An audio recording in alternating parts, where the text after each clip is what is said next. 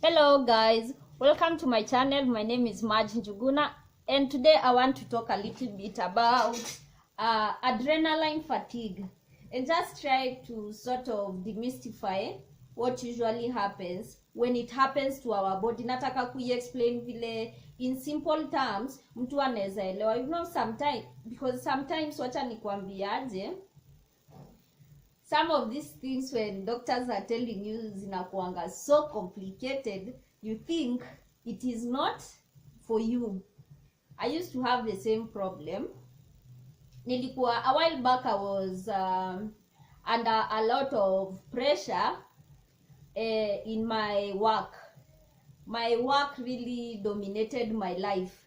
At the time sikuwa na realize I was stressed out. Mimi nilikuwa nafikiria hivyo ndio life huwa inafaa kukua. You work hard and the stress that are associated with your work and maybe family, they are part of working hard so you can have a better future in the future, that is. Sasa in being nikiwa kwa job, I was really stressed out. I never could seem to just relax. Ile like you have no pressure. It was like ukienda kumaliza hii, you find there's something else, you find there's something else. Pole pole, by the time una realize that like life is happening right in front of your eyes, uko so tired. You have like, for me it was like my back pain. I had these back pains behind my heart up or to just past my back shoulders. I used to be so exhausted. Nikifika jioni, I'm so exhausted, and then come weekend you find that bado it's not like you've really relaxed. Unajua hauja relax, yes uko off work, but at the same time ikikuja weekend there are other things that you do that mtu consider ni fun ama ni something to do over the weekend. So I started doing research to see if I can do something about my body so ini serve pia me better. That's when I came across adrenaline fatigue. Apparently I'd been like exhausted almost more than 7 years. Can you imagine? Yes. How does 7 years of adrenaline fatigue look like? You don't even want to know. But I did nikafanya my own research online. Thanks to the internet, we get to explore so many things. Anyway, I did my research. Adrenaline fatigue comes from enzi za akina guka yetu, akina grandparents of our like 200 years ago. We are installed with this they are called fight or flight modes. These modes, they are within our bodies. They release hormones to like charge you so you can protect yourself either by running or by fighting. These hormones, they came in handy because as maybe you are in that forest with your family minding your own business, and out of nowhere a buffalo, a lion, you see, they come. Unaona, you have to think very fast. That's what adrenaline does. And adrenaline's work is to charge your body instantly. Like ni ile unapata like uko na so much extra energy, you can actually literally move something big or something, you can do something and then later unashindua. Yani ni mimi nilifanya hiyo kitu. Yes, that's the work of the adrenaline. Sasa hiyo time wazazi wetu tutaita nani our ancestors, they needed that so they could run or think fast and maybe climb a tree ama jifiche. You see, you need like seconds to think. So that's where the adrenaline comes in. It pumps your brain with a lot of energy such that uko able kufikiria. Same applies to the fight or flight mode. But saa siku hizi we are in the city, hakuna ati lion inatokea na hapo ama wildlife itatoka ati you need to fight or flight. But it has been replaced by the capitalism and the internet and our mobile phones. You are always on your phone.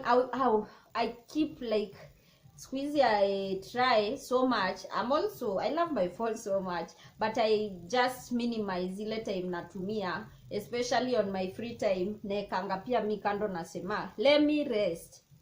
You find that there is so much advertisement, there's social media, there is so many things that we are being bombarded with. On top of that, ukifika kwa nyumba, there is TV to watch, and then tena unakuwa bombarded na maybe when it comes to news, they are so negative nowadays. I really try to keep off TV and news on. Yani kuonia news kwa TV, I prefer reading them online.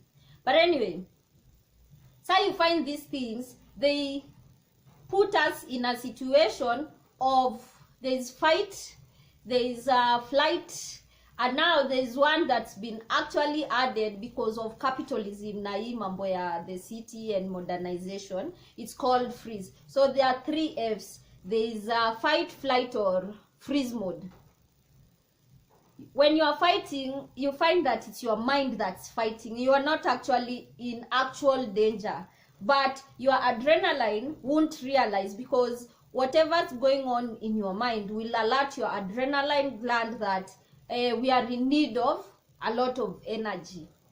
So unaona imepampiwa for you to overthink about maybe social media, about work, about family, about your mobile phone, about who is who kwa phone, kwa social media, he or she is doing better than you. You see, those things, if you don't give yourself time, if you do not give yourself time, you need to just shut them out from your body, so you can just feel. You need actually like hata ukichukua 20 minutes, shut off everything, don't think about anything but you. Just listen to your mind. You can sit and just let your mind process what it has collected throughout the day. It's a lot, and it is not at a fight, but you are in a fight mode. It is not a situation where you need to run, but it is set by your adrenaline in a way that it is a fight, flight, or freeze mode. Now, when these 3 things are usually, the adrenaline imekuwa ikiwa open for a long time, over a long period of time, you find that unaanzanga kuwa nanika hauna enough energy, so inakudrag down to like unaanza kukuwa na stress, hauelewi, you can't seem to think something over, like uwezi panga kitu more than 3 months na uione through, because uko so depleted, your mind is not working at its maximum. You get? So what do you do? Let me first say what the adrenaline fatigue does to your body day to day when it is depleted. 1, unakuanga constantly exhausted. When you sleep at night, ukiamka asubuhi, you still feel tired despite having a full night sleep of maybe like 7 to 8 hours or even 6 hours. But when you wake up in the morning, una feel like you taki kufanya kitu, umechoka, you don't want to, you don't want to leave your bed. Another thing, you might find yourself eating the wrong foods, or you might find yourself overeating. That's like that's where the emotional eating comes in. Inakuwa imeshikana to cope with the stress ama the thoughts that vitu mingi bado hazita processiwa kwa mind yako. Another thing, uko na short span ya kupanga vitu ama kukumbuka vitu. You find like you are forgetting little things. Maybe ukobebeka kitu kutoka kwa ofisi, going home, una find you've forgotten. ama you are told something after a week kia Mungu nilisahau. You see such things, yani inakujanga kwa life yako tu hivyo pole pole before it becomes a fully blown out stress or depression. So here's the good news: you can actually learn to manage your thoughts, your whatever it's being whatever you're feeding your mind, whether you knowingly or unknowingly, because most of the like advertisement ama social media, those things zinakuwa packed kwa mind yako unknowingly, and then you start feeling like, kwanza especially with social media, I'm also in social media, una find like ukiangalia hawa like you are not enough, you are constantly feeling like you are not enough, but you can't quite put a finger on that enough where inapotelea.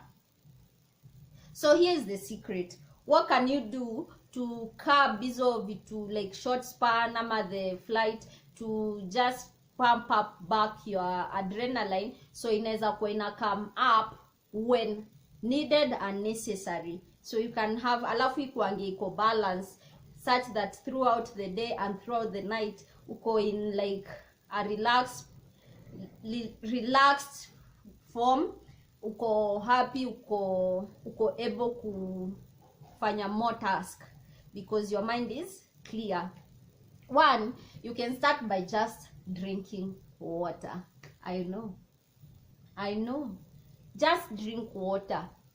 Na you dedicate yourself, start small. Kama unakunywanga maybe glass after glass mbili kwa siku, you can start by doing like 1 liter. Ukuwe na like something that shows you like 1 liter bottle unaiwekanga tu hapo. Dedicate it for 21 days. You won't miss even one single drink. Pole pole as unaenda utaendelea ukiongeza mpaka mahali utafeel body yako iko sawa. We all have different bodies, so you have to really listen to yourself, ujue mahali uko. Si lazima ati hivyo watu wanasemanga ati you take your 8 glasses of water ama you extend to 12. You know, hizo tu zinafanya ukue you are not enough, you feel like you are doing something wrong. Wewe kunywa maji yako tu, anza hivyo pole pole, just start feeling mahali uko comfortable, then you can stop there, you can balance ikiwa hapo. Another thing you can do is you can start taking a time off for you. Time off haimaanishi siku mzima and then hiyo siku mzima ushinde ukifanya zile errands zimekuwa zimebaki. No, I mean you take time off like 30 minutes or even 20 minutes, unakaa tu chini with yourself. Listen to your thoughts. This is the most important part. Listen to your thoughts. Listen to what is coming in. If ziko mingi zaidi, start writing them down. And then as you write them, enda ukizi resolve ama you finish them. If it is some task that you feel like zimekuwa ukiairisha utafanya. For me it was like one of my showers zilikuwa zimeharibika, and then you find that people now, we were all using one shower.